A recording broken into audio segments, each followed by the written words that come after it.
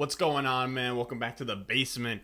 I'm Ron, and today we got a special episode. I feel like Steve from Blue's Clues, we just got a letter type shit. This is going to be our first ever mailbag episode. I'm just going to sit down and answer the questions from the people in the Discord every week, every 2 weeks. I don't know how often I'm going to be making these kinds of videos, but I'll make them as often as y'all give me questions. As more questions flow into the Discord, the more of these videos I will make. Feel free to hop in the Discord and ask any questions that aren't centered around your fantasy team. Don't be like, should I trade Julio Jones for a second?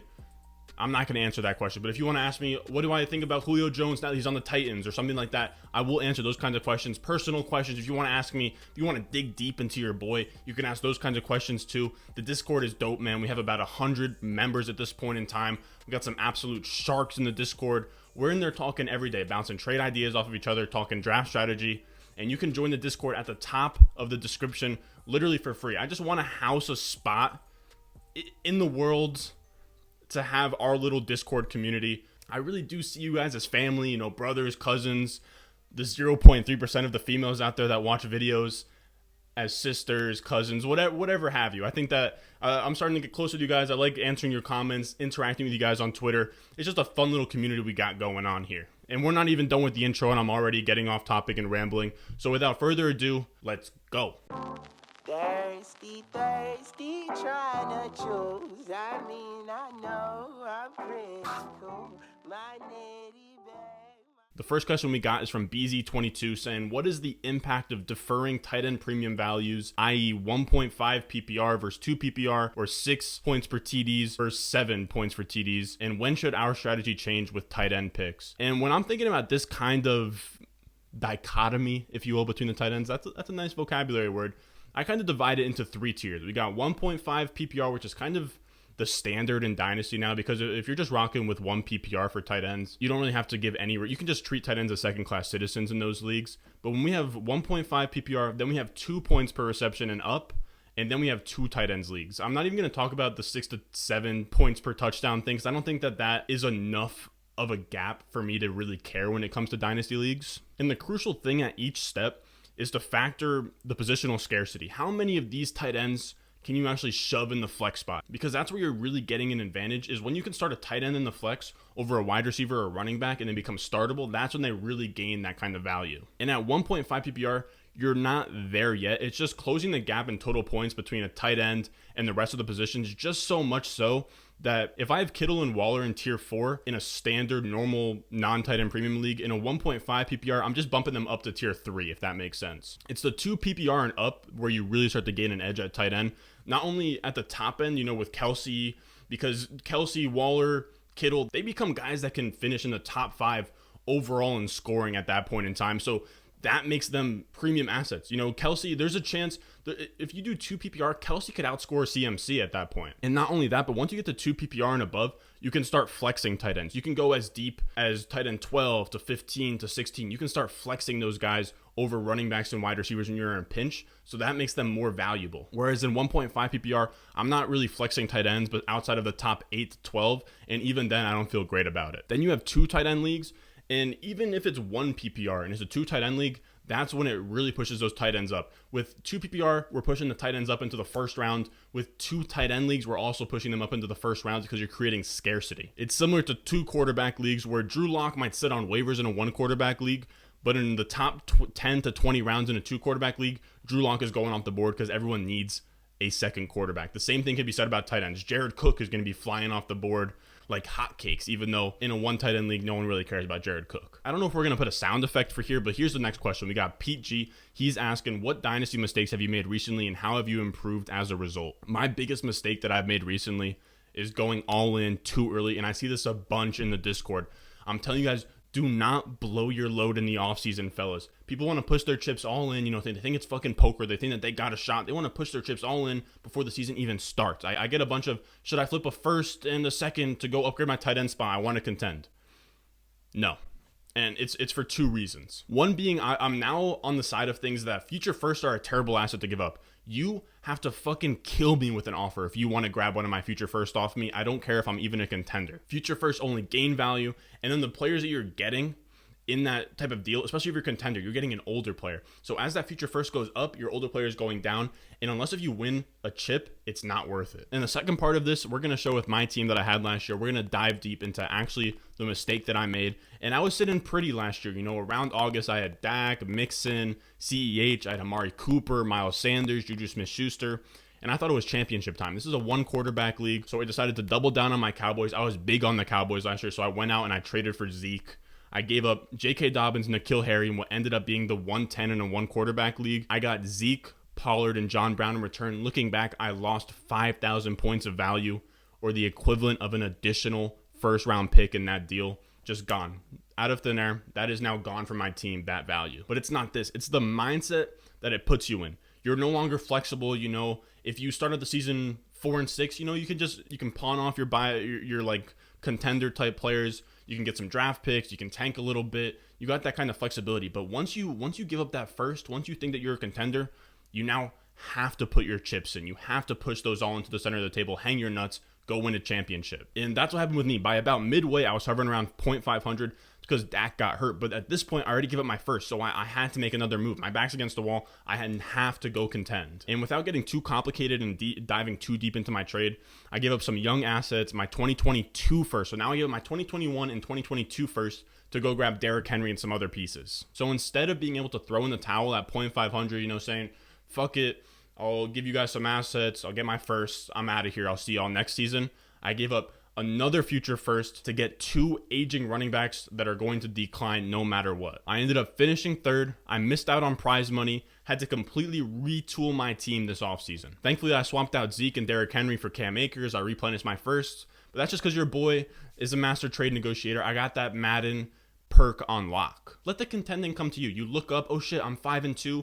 I got some young assets I can flip into contending assets, and all of a sudden, now you're going all in mid-season. That's when it should happen. And this question is kind of linked to the question that Nate from Knox asked me. He said, is trading early draft picks, the 101 to 103, I'm assuming in one QB, for older running backs like Henry, Aaron Jones, Ezekiel Elliott, a good strategy if you're in win now mode?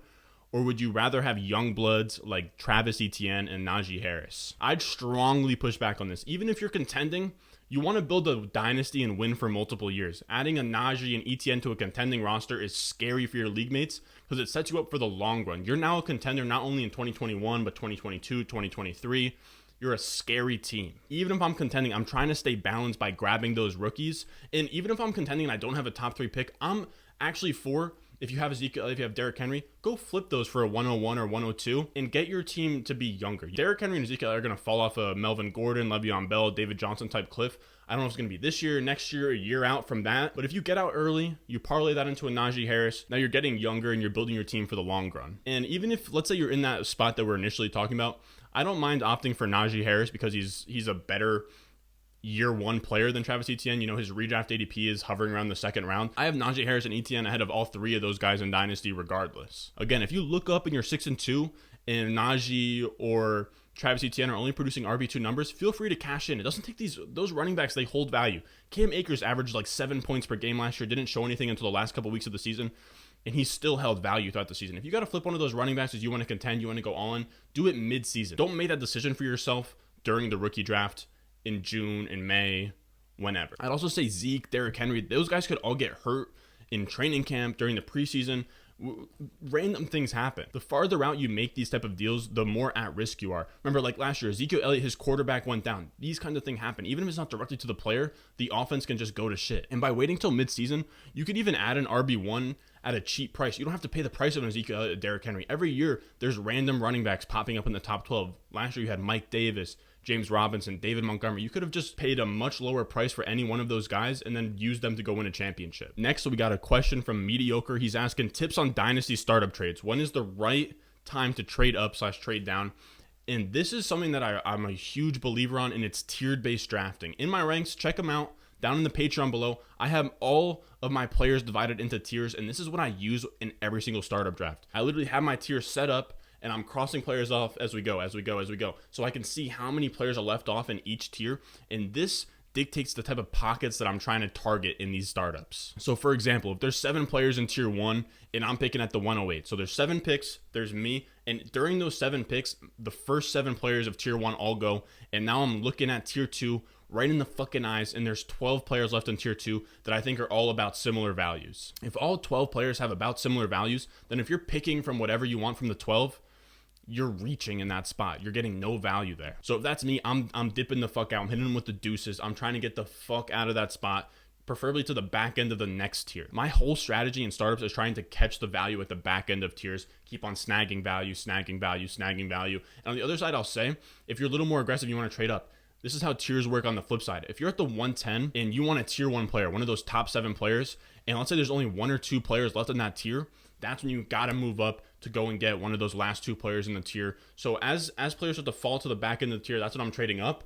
And if I miss out on the tier and now I have a whole tier to pick from, that's when I'm trading back in startups. The boy Reed Option, he asked, what advice do you have for a first-time Dynasty player? What do you wish you knew when you started? And I'll give you 2 things.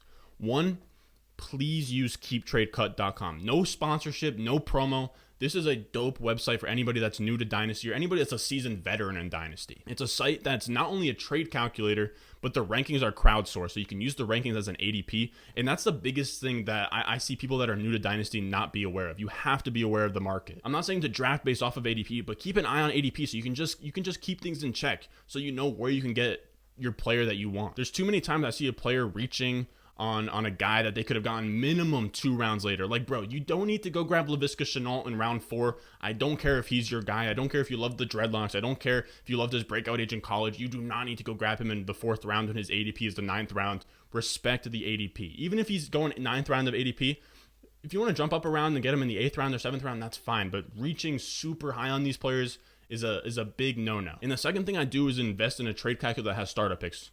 Keep Trade Cut doesn't have startup picks, and that's the one downfall of it. As a new Dynasty player, you have no clue what a first-round startup pick is worth, what a second-round startup pick is worth. And I'll be honest with you, I barely know. Is a first worth a second, 6th, and a 10th, a 4th, 5th, 7th? Nobody really knows. It varies so much from draft to draft because there's no consensus. Every Dynasty player has only done 5, 10, 15, 20 Dynasty startup drafts ever. When it comes to redraft, between mock drafts, between actual drafts, players have done hundreds over the span of however long. In Dynasty, it's so hard to get that experience, especially because in mocks, you can't trade. So the value of those picks are so hit or miss depending on who you're asking. That's why I recommend the Dynasty Dominator app by Player Profiler. I write for those guys. I love those guys. Am I getting any kind of sponsorship to shout out their app? Not at all, but it's a really crisp app. It has all the startup values on there. If you want to put in the 405 for the 809 and a 2022 first, you can do that. And just knowing what the market is, or just having a feel for what the value is, you don't have to try and fleece somebody. If you lose by 20, it's whatever, but just knowing that it's close in that calculator is a huge advantage. Then we got Chemical Toilet. He's asking, as far as trade negotiations with a league mate, when you get offered a deal that doesn't interest you, do you typically explain you are not interested and offer a counter, or just ignore them? I can't stress this enough, fellas. Just play nice.